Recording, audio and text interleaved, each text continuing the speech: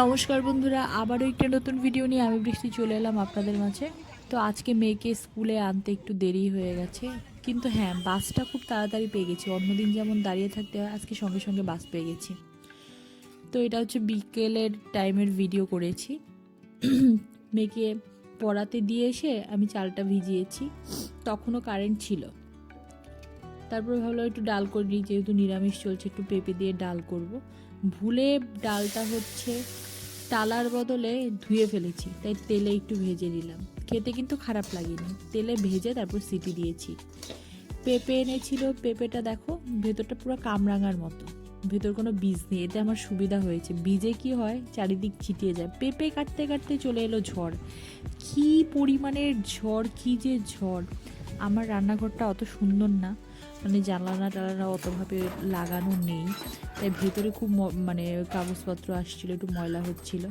আমি আবার ছাদে একটা পাপোশ রেখে এসেছি, বাংলাদেশ থেকে পাপোশগুলো এনেছি। সেই পাপোশটা কদিন ধরে ঝড়ে পড়ে পড়ে নষ্ট হচ্ছে, যে ওটা তুলতেই আমি ছাদে গেছিলাম।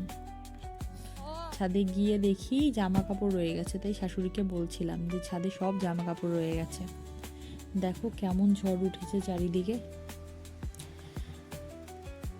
যাই হোক, নিচে এসে পেঁপে কাটতে কাটতে ওর টিচারের ফোন এলো যে ঝড় উঠে গেছে, কিন্তু নিয়ে মানে ওকে নিয়ে আসার জন্য। আমি কোনো রকমের ময়লা টয়লা পরিষ্কার করে সব কিছু ঢাকা দিয়ে ছুটলাম মেয়েকে নিতে।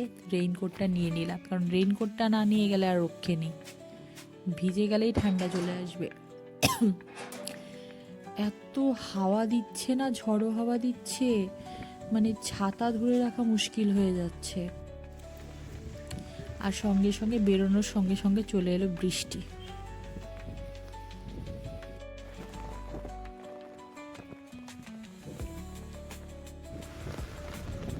প্রচুর বৃষ্টি হচ্ছে, প্রচুর প্রচুর বৃষ্টি হচ্ছে।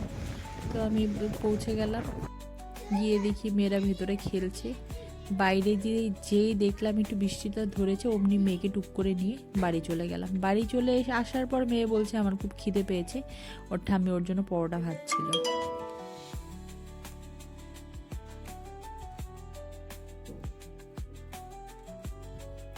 যাই হোক, কারেন্ট নাই, ইনভার্টারটা নষ্ট হয়ে পড়ে আছে, তাই কালকে অবশ্য আসবে ঠিক করতে।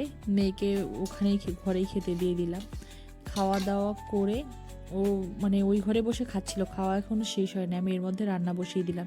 ওকে বললাম খেয়ে ঠাম্মির সঙ্গে মনা ঠাম্মির বাড়ি চলে যায়, কারণ ইনভার্টার নষ্ট তো পড়তেও বসতে পারবে না, ভয় পাবে আমাকে জ্বালাবে। তাই ওর ঠাম্মির সঙ্গে ওকে মনা ঠাম্মির বাড়িতে পাঠিয়ে দিলাম, মানে যেই বাড়িতে আমার কাকা শ্বশুর মারা গেছে ওই বাড়িতে পাঠিয়ে দিলাম। কারেন্ট চলে গেছে তো কী হয়েছে, না খেয়ে তো থাকতে পারবো না। মেয়েকে যে এগিয়ে দিতে গেলাম ওর ঠাম্মির বাড়িতে, সেই দেখি কালু এসে উপস্থিত। ওর বোধহয় খিদে পেয়েছে, তো আমার কাছে একটা পার্লেজি বিস্কিটের প্যাকেট মানে সবসময় প্রায় থাকে, কারণ ও এটা পছন্দ করে কালু, ওর জন্য রেখে দিই। তো ডাল আমার সেদ্ধ হয়ে গেছে, পেঁপে দিয়ে মুগ ডাল করব। হলুদ দেওয়ার আগে কি বাজে লাগছিল, কালারটা একদম সাদা ফ্যাকাশে। হলুদটা দেওয়ার পর কি সুন্দর একটা কালার এলো না। আর সত্যি ডালটা খেতে ভীষণই ভালো হয়েছিল, পেঁপে দিয়ে মুগ ডাল।